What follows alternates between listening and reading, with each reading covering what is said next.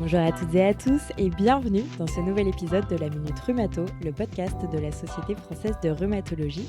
Et aujourd'hui, je suis ravie d'inaugurer un nouveau format table ronde. Et pour inaugurer ce nouveau format, j'ai le plaisir d'avoir à mes côtés le professeur Sébastien Tchernikov, médecin nutritionniste, professeur de nutrition à l'Université Paris-Cité, responsable du département de nutrition à l'hôpital européen Georges Pompidou à Paris. Bonjour professeur. Bonjour. Le professeur René-Marc Flipeau, rhumatologue au CHU de Lille. Bonjour professeur. Bonjour. Et le docteur Catherine Beauvais, rhumatologue à l'hôpital Saint-Antoine et membre du comité éditorial de la Minute Rhumato. Bonjour. Très bien, merci beaucoup d'être avec nous pour cette première question qui s'adresse à René Marc. Nous savons que l'alimentation est un sujet de préoccupation croissant pour les patients, qu'on n'a pas toujours des réponses. Et donc, la première question, c'est est-ce que tu peux nous dire pourquoi la Société française de rhumatologie a décidé de faire des recommandations à ce sujet? Eh bien, comme tu viens de le dire, préoccupation croissante est très très ancienne. Ça fait des décennies que les questions sont posées, notamment suite à quelques travaux de collègues immunologistes montpelliérains avec un régime très célèbre, qui fait que depuis des décennies, on est interrogé sur l'impact potentiel de l'alimentation et des régimes.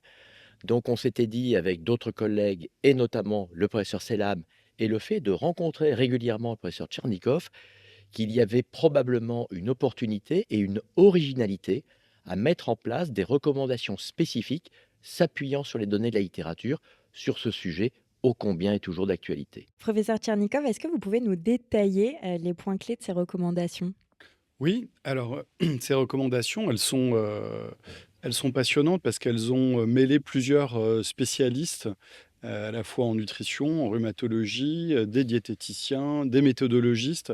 Donc c'était vraiment des kinésithérapeutes. Donc c'était vraiment passionnant parce que on a pu échanger sur tous les sujets d'interaction entre l'alimentation et les rhumatismes inflammatoires.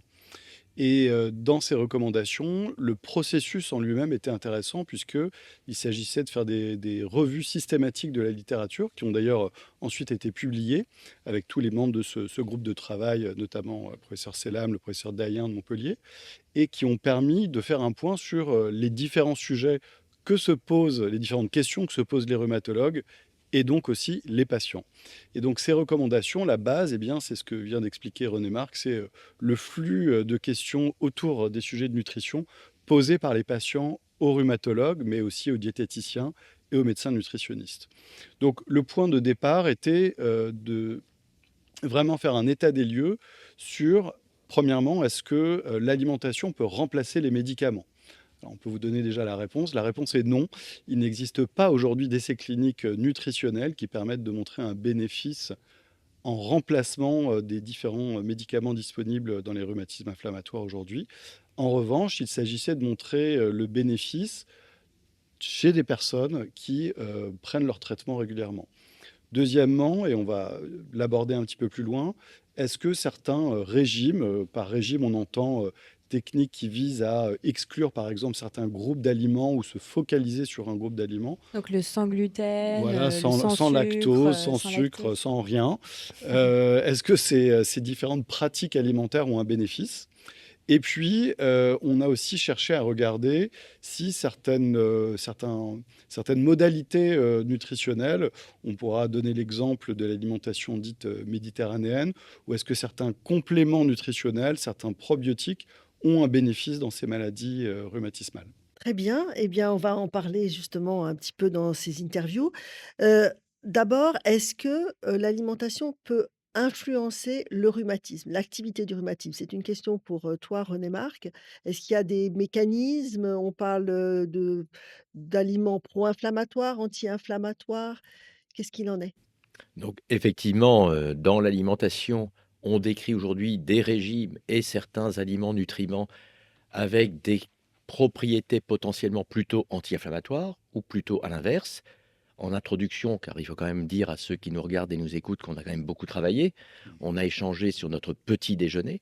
On abordait notamment le thé avec certaines substances, des catéchines ou autres, et on sait qu'il existe comme ça toute une série d'agents plutôt pro ou anti-inflammatoires. Et un autre élément que connaissent bien les rhumatologues, mais pas que, c'est les fameux acides gras polyinsaturés. Donc on sait qu'il existe effectivement des éléments qui, par eux-mêmes, peuvent avoir un effet pro ou anti-inflammatoire.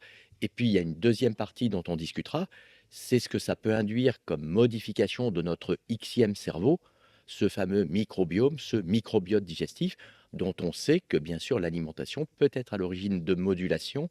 Donc, il y a de multiples raisons d'imaginer un effet qui pourrait être positif ou négatif.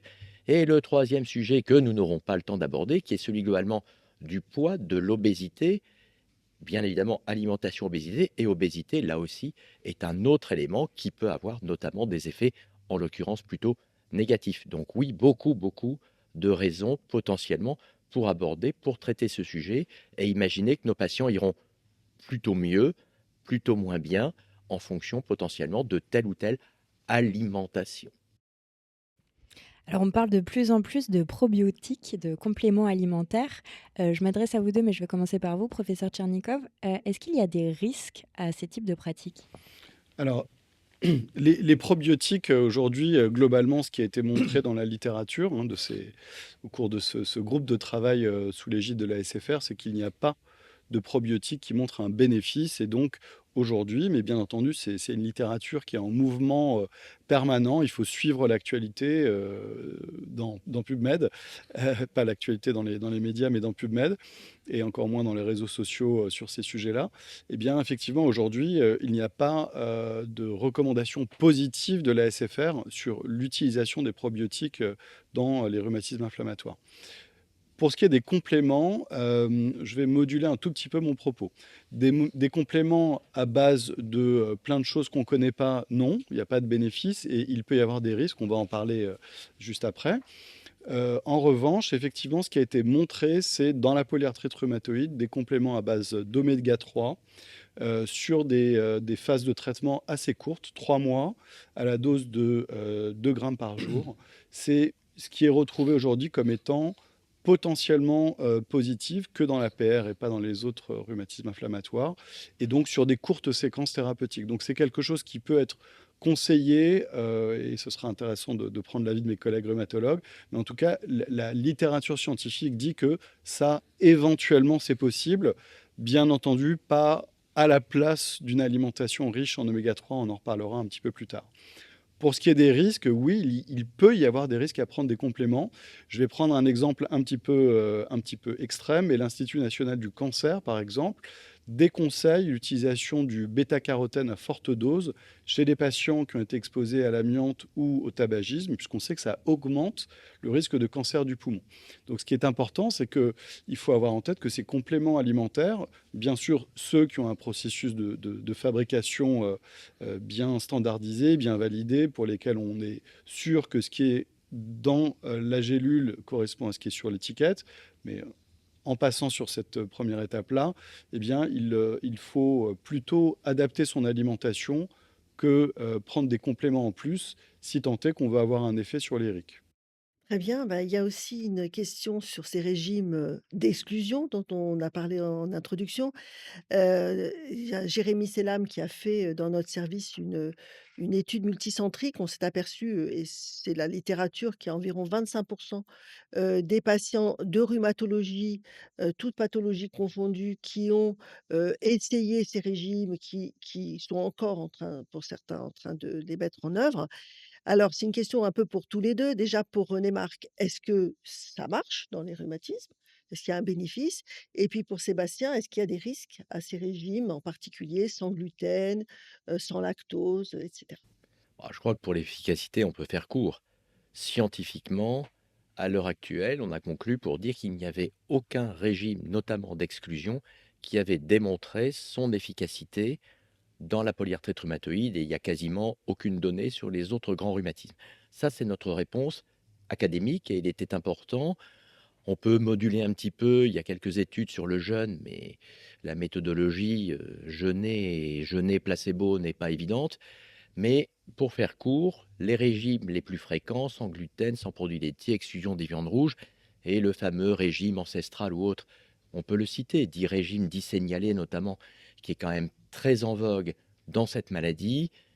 Niveau d'efficacité scientifique non démontré, donc pour nous, synonyme de nul.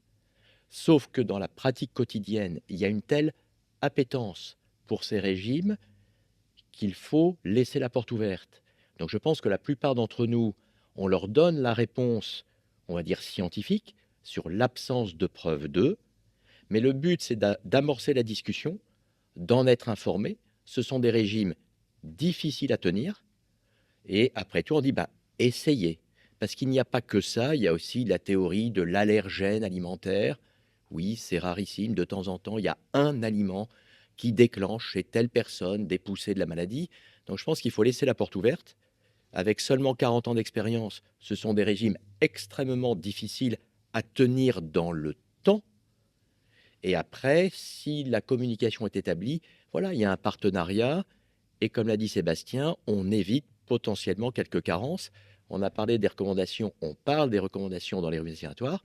La SFR a fait des recommandations dans les maladies osseuses et métaboliques. Donc là aussi, je pense qu'il faut prévenir certaines carences. Et dans les compléments alimentaires, ce qui est compliqué, c'est qu'en pharmacie, on commercialise un peu tout et n'importe quoi. On mélange des vitamines, des oligo-éléments. C'est un peu comment. On laisse la porte ouverte, mais on leur dit que ça n'est pas démontré. Et alors justement, pour les patients qui veulent essayer quand même, est-ce qu'il y a des précautions à prendre? Par exemple, commencer un régime sans gluten ou sans lactose, il faut penser à quoi? À quelle carence possible? Oui, l'étude Rhumadiat, à laquelle tu faisais référence, qui a été menée dans l'équipe de Saint-Antoine, a montré une diversité incroyable de pratiques de régime. Alors, donc effectivement, et c'est ce qu'on a essayé de mettre en avant dans le livre, écrit avec Jérémy Sellam, c'est que, c'est un livre pour les patients. Mais en fait, ce livre pour les patients, pourquoi il a un intérêt? Parce qu'on dit d'abord, comme le disait René Marc, bah oui, les patients décrivent des pratiques. Donc on ne va pas dire aux patients, vous faites n'importe quoi, puisque c'est ce qu'ils font déjà. Donc, partant de ce constat-là, et en regardant les résultats de cette étude Rhumadiat, on voit que, un, les pratiques, elles sont hyper diversifiées.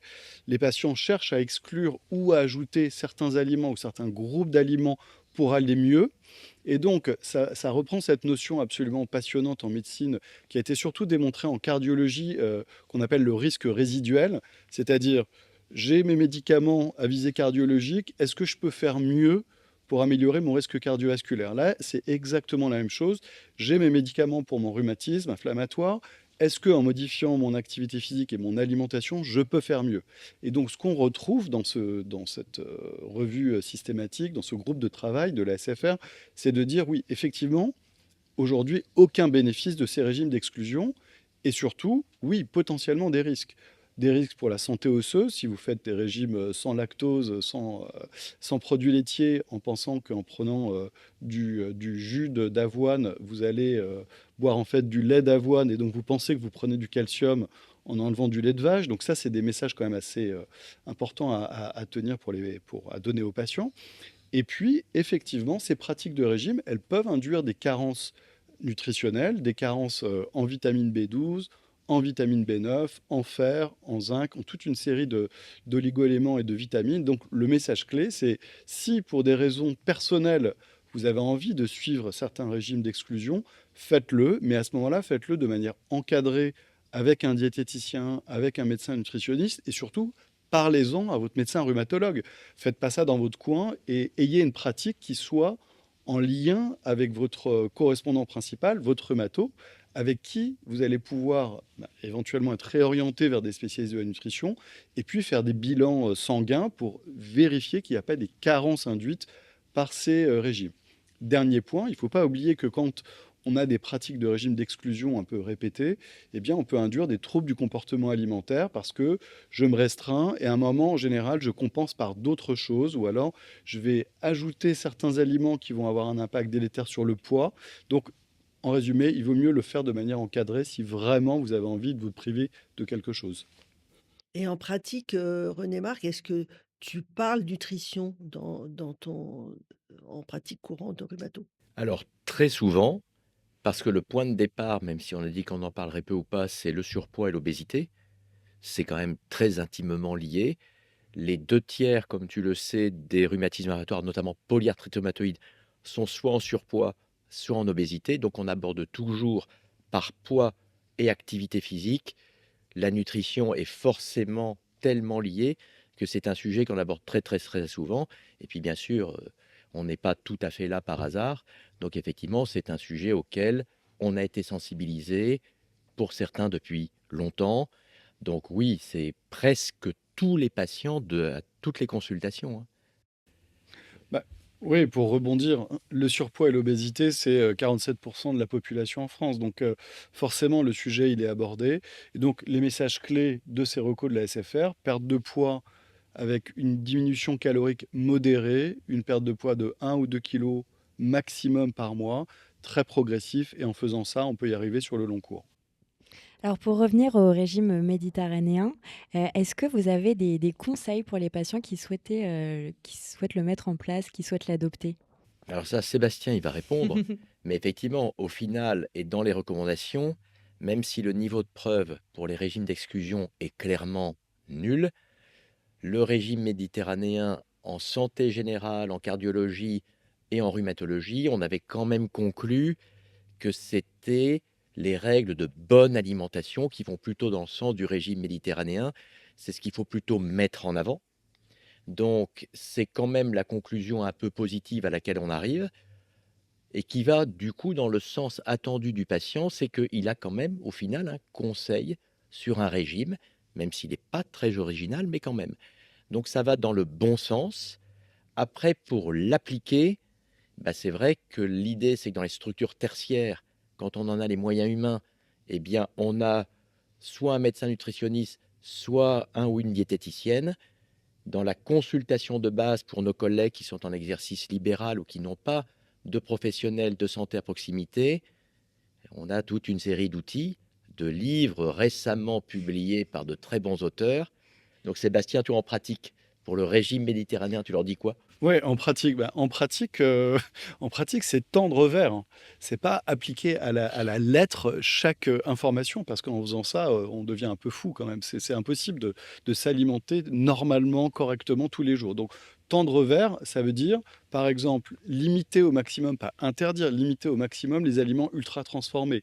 On n'en a pas trop parlé aujourd'hui, mais c'est quand même, vraiment la très grande actualité avec des preuves qui s'accumulent en cancérologie, en diabétologie, en rhumato un petit peu, qui montrent que ces centaines et centaines de produits qui sont sur le marché ont un impact sur la plupart des maladies chroniques, et notamment les maladies chroniques qui impliquent de l'immunologie, du microbiote, de l'interaction avec l'environnement. Deuxièmement, augmenter ses apports en fibres. Donc ces apports en fibres, ça peut se faire par les fruits, les légumes et bien sûr par les légumineuses. Troisièmement, les types d'acides gras. Les types d'acides gras, qu'est-ce que ça veut dire? Ça fait un mot très scientifique, mais globalement, c'est choisir les matières grasses ajoutées. Eh bien, qu'est-ce qu'on dit? On dit aller plutôt vers des sources d'acides gras qui sont des polyinsaturés, soit d'origine marine, donc ce qu'on appelle les poissons gras, soit vers des huiles qui sont riches en acides gras polyinsaturés, donc là, c'est des acides gras d'origine végétale. Donc ça peut être des choses dans le quotidien, switcher certaines huiles vers le colza, l'olive, pépins de raisin, donc faire des mélanges d'huiles, euh, ajouter du poisson dans son alimentation au cours de la semaine, ajouter peut-être un repas à base de légumineuses comme substitution. C'est pas forcément des choses qui sont inaccessibles et qu'on peut au contraire apporter par petites touches dans la vie quotidienne, à un des repas, puis peut-être 2 repas. C'est pas de la privation, c'est des choses très agréables à cuisiner. Et c'est aussi un des éléments de ces recommandations, c'est de dire le patient, il n'est pas tout seul, isolé dans son enfer nutritionnel, il est entouré d'une famille, il a des correspondants autour de lui. Et donc, quand il va changer positivement son alimentation, ça va retentir, ça va ruisseler, pour utiliser un terme à la mode, vers son ou sa conjointe, vers ses enfants, vers ses amis, et progressivement induire des changements bénéfiques pour son environnement. Ce que je comprends aussi, c'est que, enfin, dans ce que vous dites, c'est important de garder cette envie de manger, de bien manger, de ne pas se priver, même quand on applique le régime méditerranéen, en fait. Oui, Garder le exactement. plaisir. C'est des messages positifs qu'on essaye aussi de véhiculer dans ces recos. Il y a des choses très concrètes, très simples qu'on peut mettre en œuvre au quotidien. Et la place des laitages dans le régime méditerranéen? Alors oui, les laitages, c'est un des éléments clés puisque ça apporte du Oui, pour la calcium. rhumatologie, c'est Voilà, pour la important. rhumato, c'est important. Après, voilà, c'est pas non plus le cœur, c'est pas des tonnes de produits laitiers, mais c'est quand même présent. Donc c'est pas du tout quelque chose qu'on a cherché qui n'est pas exclu. Il faut quand même rappeler, parce qu'on a parlé de cardiologie, il faut rappeler que l'essai clinique Predimed, qui a été publié dans le New England Journal of Medicine il y a quelques années, a montré un bénéfice cardiovasculaire d'un ajout additionnel en fruits à coque non salés, donc noix, noisettes, amandes, versus un apport en huile d'olive extra vierge par rapport à l'alimentation de base de famille espagnole. Donc c'est quand même déjà, on imagine la Méditerranée. Bien, en faisant ça, en testant cet apport additionnel en fruits secs non salés ou en huile d'olive, on a un bénéfice sur la survenue des événements cardiovasculaires. Donc ce que je veux dire par là, on n'est pas en train de se dire c'est super, c'est chouette de manger méditerranéen. Il y a un bénéfice qui est démontré sur le cardiovasculaire et qui va l'être, j'espère, de manière croissante sur les rhumatismes inflammatoires. Oui, Catherine, et pour les laitages, je cite notre ami Ferdelon qui connaît bien le sujet. Sur le plan expérimental et animal, l'effet est anti-inflammatoire. Donc, il y a des données scientifiques rationnelles qui vont plutôt dans le sens du caractère anti-inflammatoire. En fait, nos patients, comme tu le sais, c'est l'allergie. Je suis intolérant au lactose. Donc, on a l'impression qu'avec une médiatisation forte, on est tous intolérants au gluten, tous intolérants au lactose, et la médiatisation a un effet très très fort. Et c'est vrai qu'aujourd'hui, pour nos contemporains, c'est compliqué de s'alimenter, de bien manger. Je ne parlerai pas de négociations politiques transcontinentales, mais effectivement, il y a un poids très très lourd sur chacun d'entre nous, et a fortiori tous ces patients qui ont ces grandes maladies chroniques, rhumatologiques, gastro-entérologiques. Donc c'est un sujet complexe et on comprend que ce soit de plus en plus dans nos consultations quotidiennes parce qu'on en parle tous les jours, tous les jours. Mais il y a des différences entre les laitages fermentés, par exemple, d'un point de vue cardiovasculaire, j'avais cru comprendre. Oui, mais je suis d'accord. Cela dit, je crois que vraiment le sujet, c'est un patient qui vient en disant j'ai enlevé tous les produits laitiers. Alors, bien sûr, on peut lui dire c'est n'importe quoi, mais ok, une fois qu'on lui a dit c'est n'importe quoi, il va le faire quand même. Donc, il faut plutôt proposer des alternatives. Donc, des alternatives, il y a des eaux minérales qui sont très riches en calcium. Ça, voilà, la Contrex, pour pas citer de marque, mais c'est trop tard. On peut utiliser effectivement ces différents jus d'avoine ou autres jus de soja, mais enrichis en calcium. Donc, on peut quand même proposer des choses aux patients sans forcément lui dire votre pratique est inutile. On peut lui donner les informations issues des recos de la SFR et ensuite lui proposer des alternatives pour maintenir des apports calciques suffisants pour sa santé osseuse. Et alors du coup, est-ce qu'il se passe des choses en recherche dans la nutrition des rhumatismes? Est-ce que, vous connaissez des choses qui se font? Ou est-ce que qu'est-ce qui serait intéressant de chercher, de proposer comme recherche? Bah, dans l'existant, oui, il y a des études en cours. À ma connaissance, il y en a quand même relativement peu. On est à 2 3 semaines du congrès américain. Il y a Plan for Joint, enfin, et il y a eu la présentation cette année à la CR d'un protocole qui se rapproche un peu de ce que le professeur Dayen de Montpellier va souhaiter mettre en place au stade un petit peu très très précoce de la maladie, ce qu'on appelle parfois un peu la pré-polyarthrite rhumatoïde. Donc oui, il y a quelques études. La difficulté, bien évidemment, c'est qu'il faut de nombreux malades, qu'elles sont longues, qu'elles sont compliquées, qu'elles sont coûteuses. Et l'idée, c'est aussi plutôt de s'adresser au stade précoce pour peut-être même impacter sur l'incidence et la sévérité de la maladie au début. Donc, et après, effectivement, c'est le protocole à définir. Mais si je prends l'étude Plan for Joint, il y a des résultats positifs présentés maintenant avec 2 ans, 3 ans de recul. Après, il y a eu beaucoup d'études un peu rétrospectives sur les fameuses cohortes des infirmières nord-américaines, etc. Les grandes cohortes cardiovasculaires et cancérologiques, ça s'épuise un petit peu parce qu'on a déjà les réponses sur cette méthodologie donnée. Donc, on manque d'études prospectives. La grande difficulté, je souris parce que pour nous scientifiques, c'est le Graal, c'est contre placebo. Mais qu'est-ce que c'est qu'un régime placebo? C'est pour ça qu'il y a toujours cette petite critique. Et puis on l'a vu, c'est qu'il y a la psychologie de nos contemporains et un régime, par exemple, eh ben, il s'inscrit sur un vécu, sur des connaissances, sur des croyances, sur des volontés et puis parfois des côtés, on l'a vu, sectaires, hein. On sait que l'alimentation et le régime peut être une porte d'entrée vers une certaine sectarisation. C'est vraiment très, très complexe. Donc je pense qu'il y a peu d'études, mais je suis sûr que Sébastien va avoir plein d'idées et il a une étude en cours. Non, non, non, mais je te rejoins. Je pense que c'est une des problématiques de la nutrition, c'est d'arriver à avoir suffisamment de patients avec des placebos difficiles à trouver. C'est aussi pour ça que certaines études interventionnelles ont été menées avec, on peut prendre l'exemple de l'étude Suivimax qui a été menée il y a des années en France par l'équipe du professeur Serge Herberg, qui visait à montrer le bénéfice d'une alimentation riche en fruits et légumes. Et en fait, la méthodologie, elle était assez intelligente, c'était de garder les mêmes composants en antioxydants que dans un apport de 5 fruits et légumes sous forme d'une gélule. Et donc, c'était une gélule versus une gélule placebo. Donc, en l'occurrence, cette étude, elle a montré un bénéfice sur la survenue des cancers. Parce que c'était l'équivalent de ces antioxydants à dose nutritionnelle et pas à dose pharmacologique. Et là, on sait qu'à dose pharmacologique, on augmente plutôt le risque de cancer ou de récidive de cancer. Et donc, c'est toute la difficulté de la nutrition, c'est il faut des très grandes populations, mais avec des modulations qui sont assez fines. Le deuxième sujet, c'est les thérapies digitales. On a eu un certain nombre de présentations au Congrès européen de rhumatologie sur les thérapies digitales. C'est comment faire pour améliorer l'adhésion au traitement.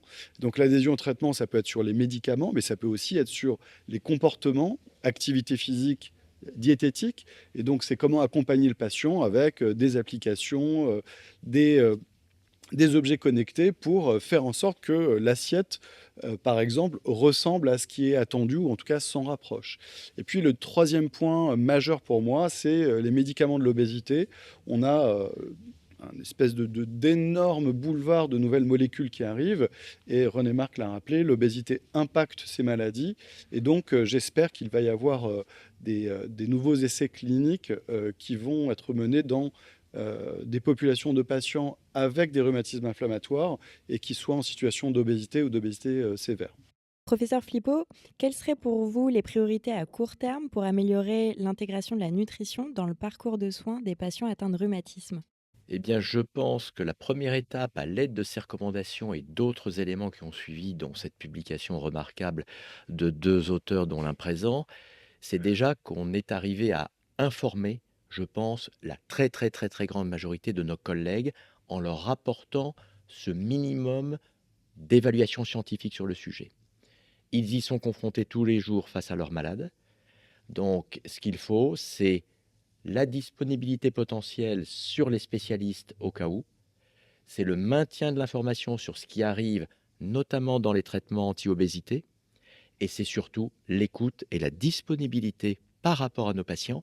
C'est pour ça que c'est très simple et très compliqué quand la démographie médicale est ce qu'elle est et quand le temps est ce qu'il est. Je crois qu'on a tous les ingrédients, mais le plus compliqué, c'est ça, c'est cette ouverture, ce côté positif sur le dialogue avec nos patients. Et malheureusement, nos délais de consultation sont longs. Peu de consultations, je pense que c'est très clairement quelque chose qui devrait s'aborder sur des consultations successives. On ne peut pas tout aborder en une consultation avec leur traitement, l'activité physique, etc.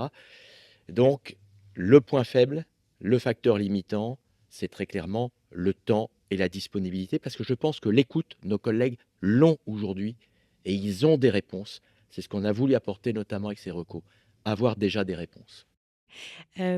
Professeur Tchernikov, alors on va citer votre livre quand même, Arthrose, arthrite, je me soigne en mangeant, que vous avez coécrit avec le professeur Selam.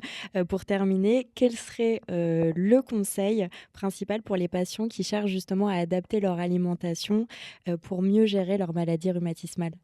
Alors, il faut quand même rappeler que Catherine aussi a beaucoup contribué pour ce, ce livre, donc voilà, c'était le moment de le dire.